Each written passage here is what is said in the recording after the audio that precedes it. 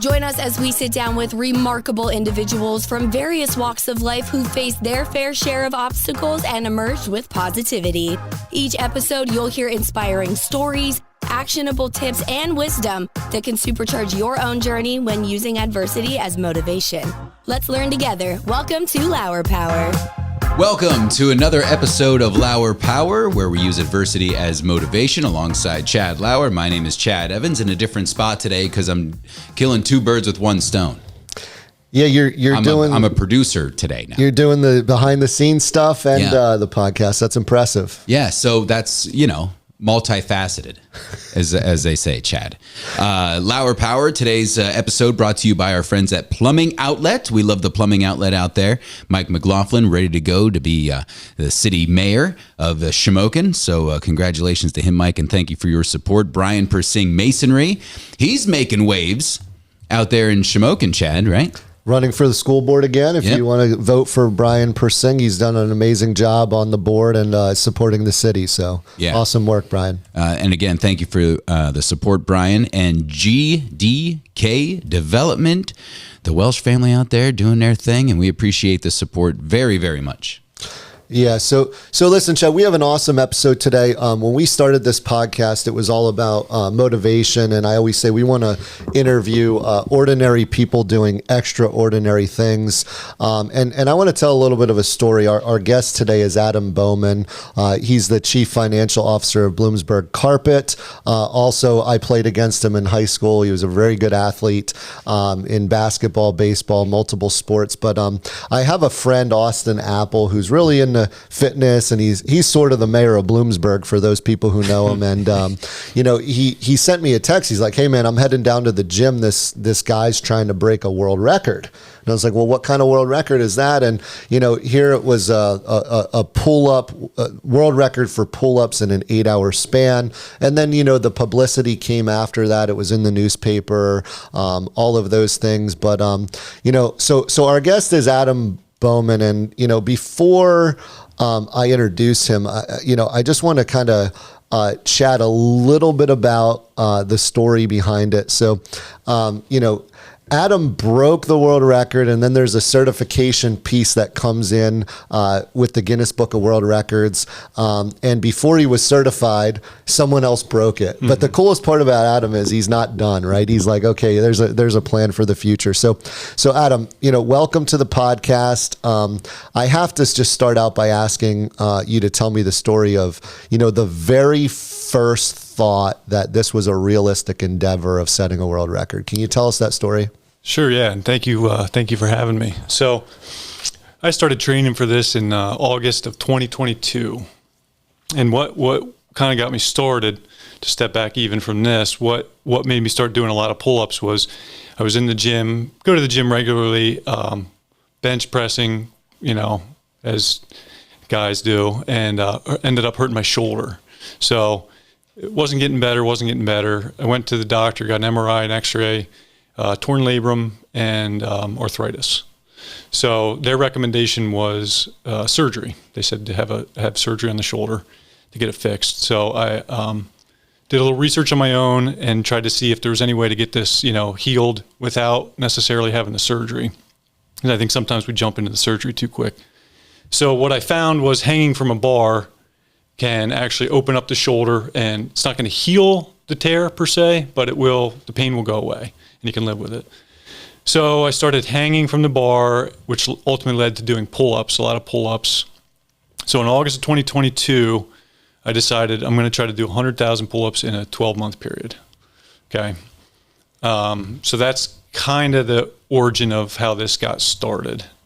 And at that point, I had no real goal in mind to go for any kind of record. I was just trying to get, as many as I could in this 12-month period. Probably a couple months into that, I don't know, probably by the 2023, the beginning of 2023, the reps were starting to increase. I could do more. The endurance was getting better. And I jokingly told my kids, I said, I'm going to break a world record with these pull-ups. And, my kids right now are 12, 9, and 7. And you can imagine how that was received. Very, very skeptical. They're like, no, you're not going to do that, Dad. Come on. be realistic. So that kind of motivated me to really then make it a goal and try for it. And that's kind of how I got started with that. Yeah, and that's awesome. It's funny because I don't want to jump ahead, but I think as parents, we realize our kids are watching. Absolutely. Right? And you took that personally. Right. So you started out the goal of 100,000 pull-ups per year. And then, what happened next? Did you start researching the various world records? Because when I kind of was preparing for this podcast, I see there's a 24-hour world record. There's a 12-hour world record. How did you do the math or decide, hey, I'm going after the 8-hour world record? Yeah, it really just came down to a matter of training time. So with 3 kids and a job and everything, pretty busy. So the 24-hour one, just from a time perspective, wasn't going to be real. I knew it wasn't going to be realistic. Didn't really have the time to put into that. So I jumped down to the 8-hour and, did the math on what it was and what I'd have to get per hour, and started kind of training with that specific goal in mind instead of just getting as many reps as I could in a day or whatever. I started breaking it down by minute, even by 30 seconds. And that's kind of how I got to, that's why I picked the 8-hour, and that's how I sort of altered my training at that point. So talk us through the training. So you have, all right, your goal was 100,000 per year. You broke it down. You have the 8-hour world record as the goal. How long did you train before the date that you chose to go after the world record? And what did that training process look like? Sure. So I ended up going for the record in March of 2024. So that was a year and a half of training. And basically, I would still go to the gym Monday, Tuesday, Thursday, Friday. Wednesdays, I would stay home. I have a setup in my garage. I would do pull-ups for an hour. So I would usually set a timer for an hour, do as many as I possibly could. And then on Saturdays, when I had more time, I'd wake up early, try to get this in before the kids woke up. But then I would go anywhere from 2 to 4.5 hours, and get in anywhere from 1,500 to 3,000 reps on the Saturday. And then the other days, Sunday was usually rest day because I was beat up from the day before. The other days I would do, it's called like grease the groove. So basically I'd do 120 in the morning, 120 at night, just to kind of keep the body used to pull-ups and not letting it kind of relax. So I got to ask, so 4 hours, you're throwing these numbers out like they're easy. I mean, most of us can't do one pull-up, in general. And he's talking about just 120 in the morning. I have trouble watching Netflix for an hour, let alone pull-ups. Yeah. So I do need to dig deeper to that, right? Yeah, so you're doing 4 hours on a Saturday, and you said how many would you get in? 1,000 to 3,000, or how many would you get in on a Saturday? Yeah, if I I would get somewhere in the 3,000 range on a longer day. So were these how did you break up the sets? Was it how many at a time? Yeah. Dive into that with us. So the record when I went for it was 4,710. So if you do the math, it's 10 a minute for 8 hours. So I knew, so I never went the full 8 hours in training, just because at some point your body starts to break down. It's not worth it. You just kind of have to white knuckle the end of it. So what I would do is I would start off with 14 a minute, actually 7 every 30 seconds. I'd do that for about an hour. Then I'd switch to 6 every 30 seconds, do that for, say this was a 4-hour one. I would do that then for probably 2 hours. So now I've built up a cushion, and then I would do for the last hour, I would do maybe 5 every 30 seconds. So I knew I had to get a cushion for those last couple hours when I probably wouldn't be able to get 10 a minute. So that was kind of whenever I was training, it was somewhere between 5 and 7 every 30 seconds. So I do my set. I'd sit down for 20 seconds. My wife was kind enough to secretly have someone come and install a TV in our garage so I could watch Netflix while I'm doing this. That's awesome. Listen to a podcast, one of your podcasts. That's awesome. Because honestly, more difficult than the physical part was the mental part. It was just tedious. It's a grind, yeah. It's a total grind. So, what's funny is I I don't know if I should say this, but I'm going to say it. Like, you know, when I would work out, like I always, the littler guys always could bench press a little bit more. Or I feel like if I think of somebody who is going to break a world record in pull-ups, like you're a bigger guy. Is there a myth to that? Like, is it harder for like somebody like yourself, a little bit longer arms, taller guy to do? That was always my excuse. Yeah, no, but it was everybody's excuse, right? But like, I actually, I don't know. Is that just a myth? Like, it just seems like for a bigger guy to do that many pull-ups, it seems like harder. I don't know. Maybe I'm just. Yeah, it's a further range of motion. Yeah. Most of the guys, if you look at some of these guys that have the records, they are shorter. Yeah. But you're just defying the odds. I love it. So when you're going after, like when you're doing these, say, 3,000 a day in training, like, are you just like blacking out at some point and just and just banging them out, or are you pretty like present and you're just kind of, hey, this is part of the process? No, your mind wanders for sure. I would a lot of times I would hide the clock, so I'd hide the minutes so I could see the seconds, so I knew when to go. I didn't want to see that clock and know, you got 2.5 hours to go or whatever. So I would try to, you zone out for sure. You zone out. You watch whatever. TV. I watched The Last Dance. That's a good one. I think I did the whole series of Friday Night Lights. You just kind of, because it's in the morning, so there's no real live TV to watch or whatever. So you kind of just zone out. But even honestly, for 4 hours, it's 4 hours I'd do maybe every month and a half, 2 months or whatever. Sometimes it was just 2 or 3 or whatever. But I would turn the TV off at some point because you get sick of that even.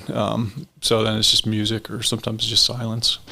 It's just meeting those small incremental goals to get him to the top. Yeah, it's awesome. So we're going right in order. So now you're training, you're accomplishing your goals. Talk to us about World Record Day. What does that look like? Are you nervous? Do you have the adrenaline bumping? Is it more strategic? Like, talk to us about the day where it's like, hey, it's going to happen. So extremely nervous, extremely more nervous than I thought I would be, which a lot of times, as you know, in sports, adrenaline can really help you. This being 8 hours long, I was trying to not get not too much adrenaline, because then you're going to wear yourself out quicker. So it's funny because the day before you have to have judges. So you have to have 2 judges every 2 hours. So I had to get 2 every 2 hours. So I had to get 16 judges together. No, 8 judges, sorry. So 8 judges I had to get, and the one is a physical therapist the day before, or a physical trainer. And he said, "What's your hydration plan?" And I'm like, "Well, I don't really have one." Yeah. Because in training, I never had any real. I would drink water throughout, but I never really had any significant issues with cramping or anything like that. So the day of, the night before, I probably slept 4 hours because of my nerves. So I get up. So I think I woke up at like 3:30 or something. So I'm up early, or even before that, I don't know. I'm up early. Everything starts off just fine for the first hour. Hour in, at this point, I'm wearing gloves. My hand tears, so I get a blister and it tears. And I'm like, I knew that would happen. I thought it would happen around the 5 or 6 hour mark, not the 1 hour mark. So I have sponges. I switch to sponges. Helps, doesn't hurt the hands. The disadvantage is it's harder to grip the bar, little harder to grip the bar, but multiplied over, several hours, it makes a difference. So I got into a routine. I felt okay there. And then about the 3 hour mark, with the adrenaline going, probably forgetting to drink with everything happening, I start to get cramping, real severe cramping in my arms, my back, my tricep, and my bicep. Luckily, that same trainer that asked me is Jason Dranko, a teacher at Central Columbia, real good guy. So he said, he kind of walked me through. He happened to be the judge at the time. He's like, all right, you got to drink a lot of Gatorade, more than you think you need, some salt, pretzels, things like that. So I spent about 45 minutes still doing the pull-ups, a little slower than I wanted, just trying to fight through those cramps. And eventually I'm not saying they went away, but they went away enough that I could keep going. So at that point, I had a couple setbacks, but I wasn't as far ahead in my train as I would have been during my training, but I was still on a good enough pace to keep going. So from there, now I'm looking like 4 or 5 hours to go. And from there, it was just a white knuckle event. At that point forward. And people started showing up, and did they help motivate you? Yeah, absolutely. Yeah, it was great. Cheer you on. Friends and family showed up, which was fantastic. It was nice to have distractions. My wife streamed it live on Facebook, and she would read me some of the comments and stuff because there's people watching on Facebook. It was really cool. So the support was very helpful because it broke up the tediousness of it and gives you the the motivation to keep going. So, and that's where I'm going next, right? Like the training's amazing, the world record, and just wanting it so bad and putting together the plan and dealing with all the adversity that day is amazing. But like, why?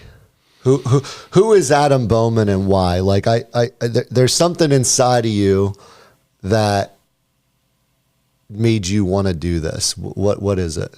Yeah, I think it really does, as you touched on this, stems back to my kids, and just showing them, you can say till you're blue in the face, like you got to work hard, you can do anything you want if you work hard enough at it. But I wanted to show them that. I wanted to show them like, if you put in the time, you can accomplish goals that you have for yourself. And it was kind of neat because my daughter, I did it, and then 2 weeks later, I saw in my daughter's room list of goals that she wanted to accomplish. Oh, there you go. Which was cool. That was neat to see and stuff. So, yeah, I'll tell you what. That's what it's about, right? Yeah. I know Harry Matthias pretty well. Yeah. And he loves math. Yeah. And as I'm seeing you do your calculations, I'm like, man, he might have had an impact on this Central Columbia kid. But yeah, it's it was mental trickery the whole time because I was constantly saying, okay, here's the pace I need to be on without trying to think, oh, how many pull-ups do I actually have left, Mm-hmm. Now, so you set the world record, then what happened? Talk us through, because there's a process that you shared with me prior to this podcast that needs to happen for you to actually officially have it. So what happens after that? You break it. Did you break it by 1? Is that what happened? I broke it by 91. 91. Yeah. Oh my gosh. So you just kept going. 4801. Yeah. So you got it by 91. You're content. You got nothing left. What's the next step? So Guinness has very strict documentation process, as they should. So it had to be, this entire thing had to be filmed in 2 different angles. They had to be able to see obviously my body, the chin going over the bar, that my feet weren't touching the ground, the reps, the time, everything had to be in a side angle and a front angle. And Doug Farley with Central Columbia, he took care of all that for me, which was very nice. You can't just take the thumb drives and mail them to Guinness, so you have to upload them on the computer. Unfortunately, they have to be done in very small increments, so it ended up being like 700 increments I'd have to send this in, and you have to overlap them. So this is beyond my wheelhouse. I don't know how to edit, film like that.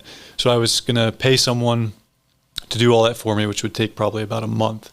So I'm gathering all the judges. I have to sign affidavits, all this stuff. So I was getting all that around, waiting for the video. And in the meantime, about 2 weeks later, sure enough, I checked the site, and somebody had done more. Man, now did they hear through the grapevine that you? No, this was somebody from Mexico. It was just something totally random where somebody just beat it. Okay. And what did they do? How many? So I did 4801. They did 4949. Okay, so let me just repeat that, listeners. Adam Bowman did 4,801 pull-ups in 8 hours. So anybody that's out there setting a bar for fitness, no pun intended with the bar, but that's a big number. So what's next, Adam? What are your plans? What's the next step here? So I did make another attempt last fall of 2024. Did not go well. Had to stop after 4 hours. I was just totally shot. It just wasn't my day. Wasn't your day. The pace was okay, but I knew I could just feel my body kind of shutting down. So I think at this point, I'm not giving up on the 8 hour, but I'm putting it on the back burner, and I have another goal in mind, which is the 1 hour record with an additional 20 pounds. Okay. So I've been training for that, and I'm ready to go. Hopefully, either this summer or this fall, make an attempt at that. Feel good about that one. That's awesome. So I think the messaging here is he's not done yet, right? Not so yet, he's not letting the adversity kind of stop him, which I think is also a great message for his kids and our listeners. Chad, any other questions to ask Adam? Well, next time you do it, if you need a quicker videographer, he does that for a living. This is the stuff that I do, and I can help. I got you. You're signed up. All right. It'll be job, 15,000 then. Something like that. No, that's a remarkable story. I wanted to know, so do you have to notify them beforehand before you try this? You do. That how it works? You have to apply. You have to fill out a whole application thing, and then they and even that takes probably 12 weeks for them to come back to you with approved or denied, just to be able to attempt it. But you cannot. Without that, you cannot just go attempt it on your own. So that you do have to apply beforehand. And you mentioned, I thought that they would have to fly somebody in from the Guinness Book of World Records to actually be there on hand to see that. But I think times have changed now. So you're talking about these videos, and then you had to bring in judges, right? And you could have picked anybody to be a judge. Is that? It can't be a relative. Okay. It can't. And then one of the two. So at all times you have two judges. One of the two judges has to be some sort of expert in physical fitness, whether a certified trainer, a personal, have a coach, certification in some sort of physical training, a gym teacher, phys ed teacher, something like that. So one of the two at all times has to be that. So they have to fill out a form marking every rep, or every set, I should say. And then they have to sign off. They have a whole form they have to fill out. I had a whole form I had to fill out, and then the real big part is the video. You can fly someone in, but it's very expensive. Yeah. But they will certify on the spot if you do that. Does it cost money to apply to break the record? Not at all. No. Okay. No, it's all everything except for whatever expenses you have with the video or something like that. Mm-hmm. Otherwise, it's free. Yeah. Good. Cool. So I'm going to go into my leadership topic of the day, as we do on every episode. And through meeting Adam Bowman and the story here today, it's super inspiring. The leadership topic of the day is be who you say you are. The kids are watching, right? I need to challenge myself on this. I know when I read Adam's article in the Press Enterprise, it was actually titled 42-year-old. Right? Yeah. We're getting up there. Attempts to break world record, right? So they did that, I think, to highlight that you were 42 years old, but you don't look 42, you don't feel 42, right? And I think our kids are watching, hey, what's dad doing? Yeah. What's mom doing, right? And part of that is why I went into business for myself, right? Yeah. That entrepreneurship piece. I wanted my kids to say, hey, listen, I can do this. You're creating a fitness journey already for your kids just by being the example, right? And I know Chad's talked about that as well with some of the things that he's done with the community and his own entrepreneurship journey. So yeah, the leadership topic of the day is be who you say you are. The kids are watching. Adam, what an awesome story. Thanks for sharing it with us. We're going to be rooting you in for your next attempt now that you've kind of shared that. And I hope any of you listening, this inspires you to go out there and accomplish your goals. I have to tell you, one of our listeners sent me a message about a week ago after the Chris Nagy episode that said, hey, I ran for the first time in 20 years. Wow. After listening to Chris tell his story about losing nearly 300 pounds. So I think Adam, telling your story, I guarantee you, with the audience that we have, you're going to inspire somebody. Go out there and have at it, kids. Big thanks to our sponsors for this episode. We have our friends at the Plumbing Outlet out there in Cole Township. Also, Brian Persing Masonry. Thank you for the support, and GDK Development out there making things happen for us. We appreciate it. Can't wait to get started on the next one, brother. Are you a business owner, a leader, or an aspiring achiever looking to turn life's challenges into powerful fuel for your success? You've come to the right place. Get ready to unlock the secrets to turning life's hardships into your most powerful ally. Your hosts, along with our incredible guests, will help you tap into your own Lauer power and guide you towards the success you've always dreamed of.